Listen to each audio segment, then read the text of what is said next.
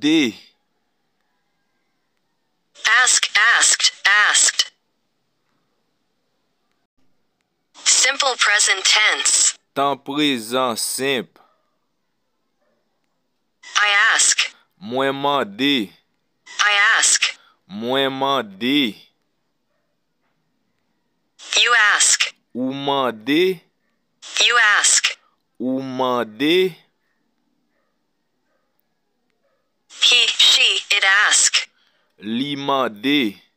He, she, it ask. Li mandé. We ask. Nou mandé. We ask. Nou mandé. You ask. Ou mandé. You ask. Ou mandé. They ask. Yo mandé. They ask. Yo mandé. Present continuous. Présent continu. I am asking. Map mandé. I am asking. Map mandé. You are asking. Wap mandé. You are asking. Wap mandé. He, she, it is asking. Lap mandé. He, she, it is asking. Lap mandé. We are asking. Nap mandé. We are asking. Nap mandé. You are asking. Wap mandé. You are asking. Wap mandé. They are asking. Yap mandé. They are asking. Yap mandé. Simple past tense. Temps passé simple. I asked. Mwen te mandé. I asked. Mwen te mandé. You asked. Ou te mandé. You asked. Ou te mandé. He, she, it asked. Li te mandé.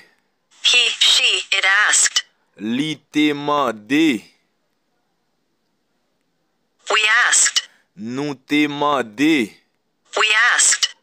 Nou te mandé. You asked.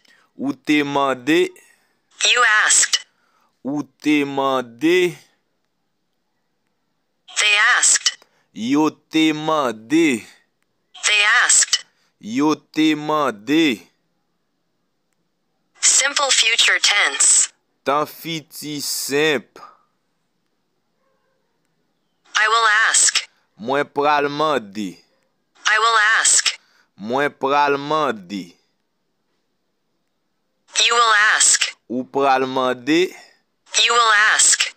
Ou pral mandé. He, she, it will ask. Li pral mandé. He, she, it will ask. Li pral mandé.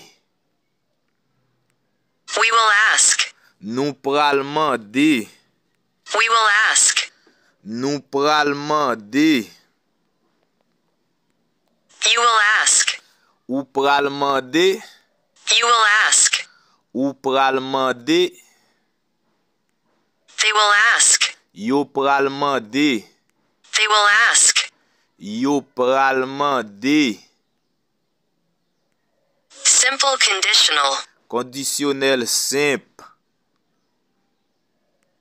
I would ask. Mwen ta mandé. I would ask. Mwen ta mandé. You would ask. Ou ta mandé. You would ask.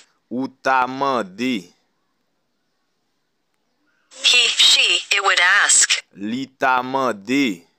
He, she, it would ask. Li ta mandé. We would ask. Nou ta mandé.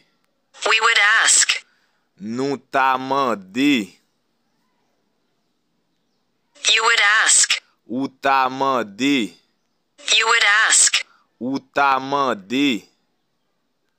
They would ask. Yo ta mandé. They would ask. Yo ta mandé.